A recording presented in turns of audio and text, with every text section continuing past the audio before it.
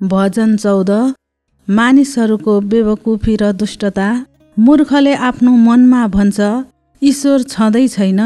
तिनीहरू भ्रष्ट भएका छन्, तिनीहरू नीच काम गर्दछन्। यस्तो कोही पनि छैन जसले असल गर्दछ।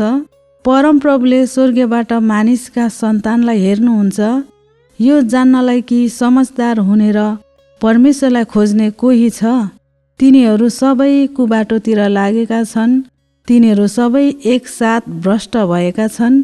कसैले असल गर्दैन, असल गर्ने एकजना पनि छैन। के दुष्ट काम गर्नेहरूले कहिल्यै सिक्ने छैनन्?